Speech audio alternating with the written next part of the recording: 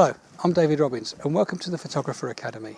In this session, we're going to have a look at metering, the way the camera measures light. And we're going to have a look at how it translates that measurement into the final exposure. In most DSLR cameras, you have three different systems for measuring light, usually referred to as spot metering, center weighted, and then some form of selective metering, either called evaluative or matrix metering, depending on the camera that you've got. We're going to have a look at each of them. No one metering system is ideal for all conditions, and some metering systems will give you images that are way out of whack.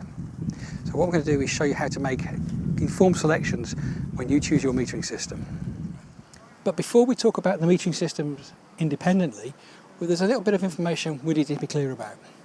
All of these metering systems, whatever they do, however they work, they're all based on one standard simple principle.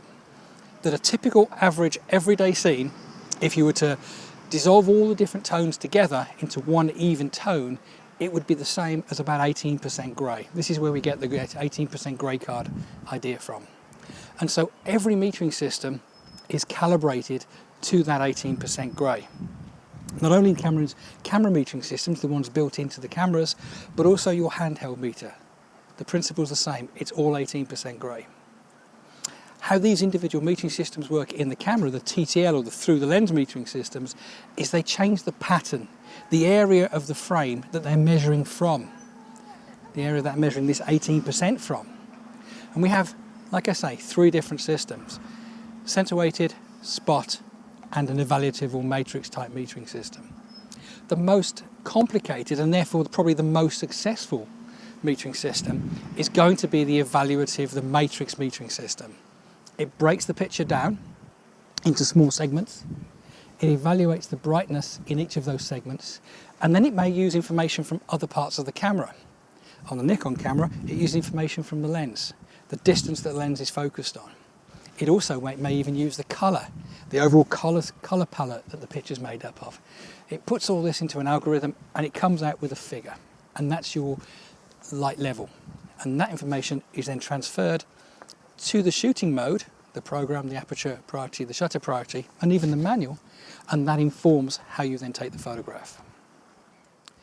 Now, based on the same 18% grey idea, center weighted just pays attention to the middle part of the frame. It ignores the outer top and bottom areas that typically have a lot of bright or a lot of dark within them. So that way, by focusing on just the central area, you can be sure that the metering system is measuring more of the subject matter that you're about to photograph. It's a real favourite with portrait photographers, because often the subject is in the central portion, not actually touching the edges and the outer frames. And finally, spot metering. Now, this is often regarded as being the professional metering choice because it is so accurate. It measures from just a very small part of the frame. On most modern SLR cameras, it measures a circle around the area where the camera is focusing. So when you look through the viewfinder and you see the rectangle the camera is focusing on, you can be sure the spot meter is measuring from that section. But the trick to this is to remember it's still metering for 18% grey. So in our shot here, if we were taking a photograph of this church, this beautiful church, it's white walls, it's a beautiful day, lots of white reflecting off that, a lot of light reflecting off that white paint. Spot metering off that lovely white paintwork would not be the best choice.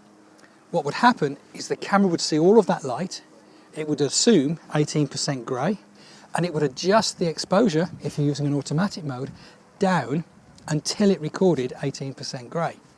The outcome would be a lovely white church would come out as a dark, dull grey church. If you were to photograph me, I'd be the opposite, because my black shirt, the camera would think there's less light than there was, and it would open up the exposure until my shirt recorded as about 18% grey, overexposing the overall picture. So the metering systems, although very, very complicated nowadays, they're all based on one very simple premise. An average scene is an average tone, 18% grey. Right, to illustrate what I mean about these three different metering systems being suited for three different ways of working, I'm going to shoot the same subject with the three different systems, but I'm not going to change anything or do anything else in consideration. I'm just going to let the camera deal with it itself. Now, I've got my camera set on program mode because I don't want to worry about other things, I just want to worry about the metering system. So first off, the first one we talked about, which is matrix metering on a Nikon, evaluative metering on a Canon. Okay, let's just grab a quick shot.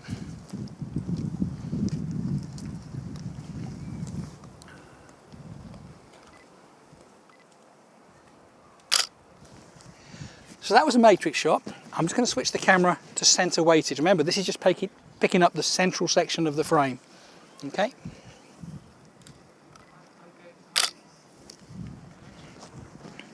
And now finally, I'm going to take the same shot from the same framing, nothing else has changed. All I'm going to change is spot metering. Okay, not even worried about where the camera's focusing.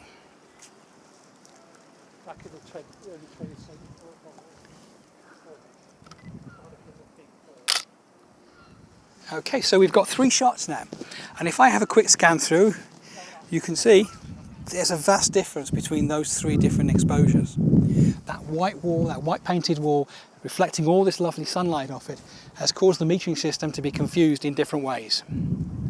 What we're going to do now is actually think about the subject a little bit more and make a conscious choice of which metering system we use for which type of subject matter. So I've been walking on the quayside and I've been looking for subjects, and I found this really interesting statue. It's made up of hundreds of thousands of tiny little mosaics, and they're all brilliant white and the light's reflecting off them. It's going to make a great little picture, except the metering systems that I use, I have to think carefully about it. Now, I couldn't use spot metering and measure just off one small section of the frame, because the brilliant white would cause the camera to give me an underexposed picture. I don't think center weighted would be appropriate, because again, it's just the main central part of the frame is full of those white reflective tiles. So this time I'm going to choose matrix metering and just see how that works. Okay, again, the camera is on program mode and the framing is going to be a little bit wide, a little bit loose. That allows more darker tones, the dark tones of the red brick and the green trees, to come into it. And so hopefully that will give me a better balanced exposure. Let's just see what we can do.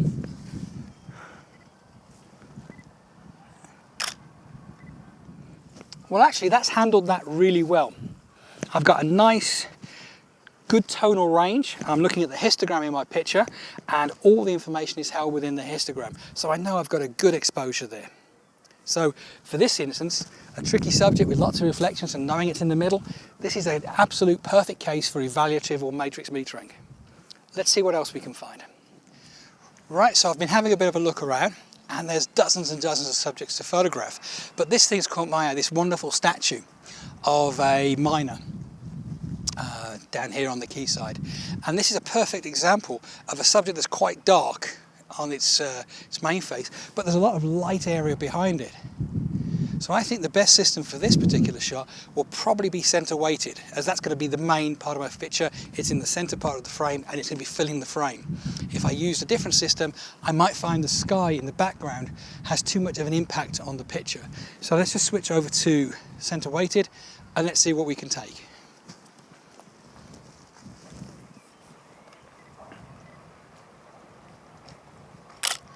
That seemed great. Absolutely spot on. Perfect. So when it comes to using spot metering, you have to be a bit more careful. Remember, you're metering from just a small section of the frame. That's usually tied in with where the camera is going to actually focus. It's really useful when you have a subject surrounded by lots of either dark or overly bright areas that can confuse the metering system. But don't forget, your subject is, the camera is expecting your subject to be 18% grey. Okay? So what I found is a lovely design of a hotel across the quayside here.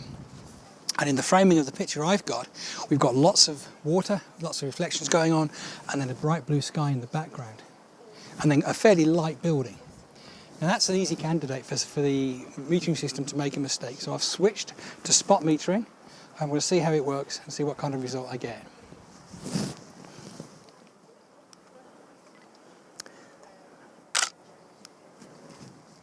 Okay, that's held quite nicely. It's kept detail in the hotel, in the shadows, without blowing the sky and without overexposing or underexposing the foreground.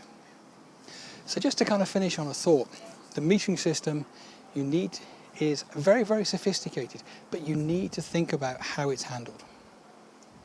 You need to think about the pattern of the metering system and choose the right metering system, whether it's spot, matrix or center weighted, for the kind of subject that you photograph.